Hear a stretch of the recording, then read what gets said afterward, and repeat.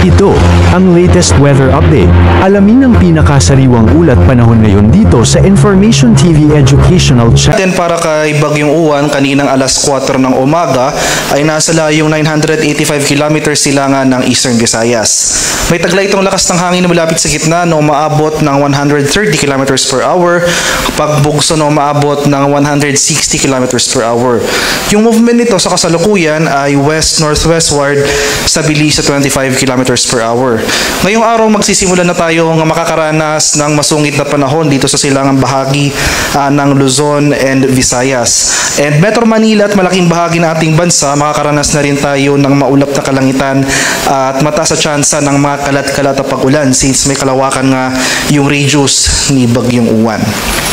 Ito yung ating latest track and intensity forecast kaninang alas 5 ng umaga. Makikita natin wala naman tayong significant na naobserbahang changes sa ating track scenario as compared sa ating previous issuance sa ating 11 PM bulletin kagabi. Ganoon pa rin ating scenario nakikita, magpapatuloy yung generally westward or west-northwestward na paggalaw ni Bagyong Uwan sa mga susunod na araw.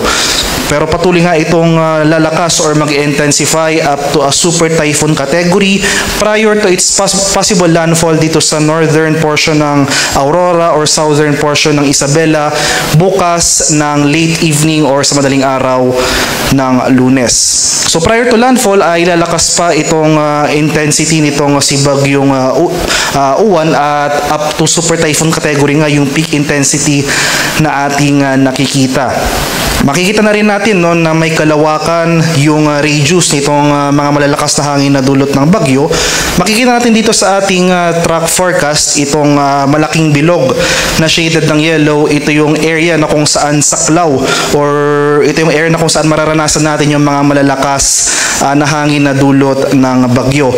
So kung iti-take into account natin yung movement ni Bagyong Uwan sa mga sunod na araw as well as yung malaking radius na ito, makikita natin malaking bahagi ng ating bansa ay mararanasan yung malalakas na bugso ng hangin in the coming days. And after its landfall over possibly southern Isabela or northern Aurora ay itratraverse ito or babaybayin ang mainland Luzon landmass. And by Monday morning or afternoon ay nasa West Philippine Sea na itong sentro ni Bagyong Uwan.